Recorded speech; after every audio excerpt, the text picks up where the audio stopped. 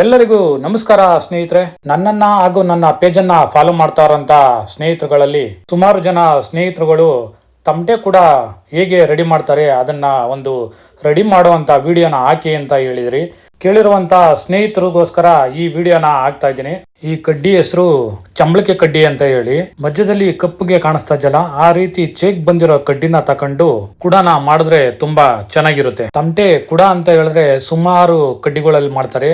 ಅದರಲ್ಲಿ ಚಂಬಳಿಕೆ ಕಡ್ಡಿನೂ ಸಹ ಒಂದು ತುಂಬಾ ಗಟ್ಟಿಯಾದಂತ ಕಡ್ಡಿ. ಇದು ಹುಣಸೆ ಮರದ ಕಡ್ಡಿಲೂ ಸಹ ಕುಡನ ಮಾಡ್ತಾರೆ, ತುಂಬಾ ಚೆನ್ನಾಗಿರ್ತದೆ. ಅದ್ರೊಳಗನು ಚೆಕ್ ಬಂದಿರುವಂತ ಕಗ್ಲಿ ತುಂಡಲು ಸಹ ಈ ಕುಡ ಮಾಡ್ತಾರೆ. ಇನ್ನು ಹಲವಾರು ಗಟ್ಟಿ ಇರುವಂತ ಕಡ್ಡಿಗಳನ್ನ ತಕೊಂಡು ಸುಮಾರು ಜನ ತಮಟೆ ಕಲಾವಿದರುಗಳು ತಮಟೆ ಕುಡನ ಮಾಡ್ತಾರೆ. ಕುಡ ಮಾಡಬೇಕು ಅಂತ ಹೇಳಿದ್ರೆ ಮೊದಲನೇದಾಗಿ ಮಚ್ಚನ ತಕೊಂಡು ದಪ್ಪ ಇರುವಂತ ಕಡ್ಡಿನ ಕೆತ್ಕೊಂಡು ಬರಬೇಕು. ಕೆತ್ತಿ ತುಂಬಾ ಸಣ್ಣ ಮಾಡಬೇಕು.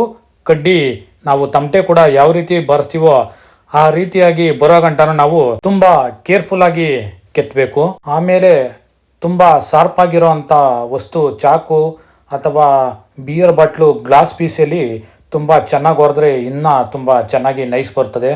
ನಾವು ಕಡ್ಡಿನೆಲ್ಲ ಹೊರದಿ ಸಣ್ಣ ಮಾಡಿದ್ಮೇಲೆ ಸಾನ್ ಪೇಪರ್ ತಕೊಂಡು ನೈಸ್ ಮಾಡಬೇಕು. ನಾವು ಕುಡನ ಕೆತ್ತುವಾಗ ಒಂದೇ ಒಂದು ಸ್ವಲ್ಪ ವಾರೆ ಆಗೋಯ್ತು ಅಂದ್ರು ಕೂಡ ಅದು ತಮಟೆ ಹೊಡೆಯೋಕ್ಕಾಗೋದಿಲ್ಲ, ವಾರೆ ಆಗೋಯ್ತದೆ. ಅದರಿಂದ ನಾವು ಮಾಡುವಾಗಲೇ ನೀಟಾಗಿ ಹೊರ್ಕೋಬೇಕು ಹಾಗೂ ಸಾನ್ ಪೇಪರ್ ಇಂದ ಉಚ್ಕೋಬೇಕು. ಚಂಬಳಿಕೆ ಕಡ್ಡಿ ತುಂಬಾ ಗಟ್ಟಿ ಆದ್ರಿಂದ ಕಡ್ಡಿ ತೂಕನೂ ಅದೇ ರೀತಿ ಬರ್ತದೆ.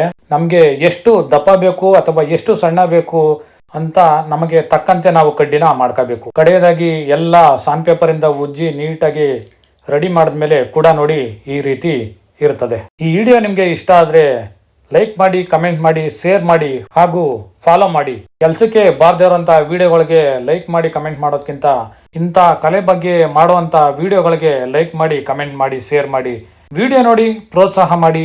ಜೈ ಜಾನಪದ.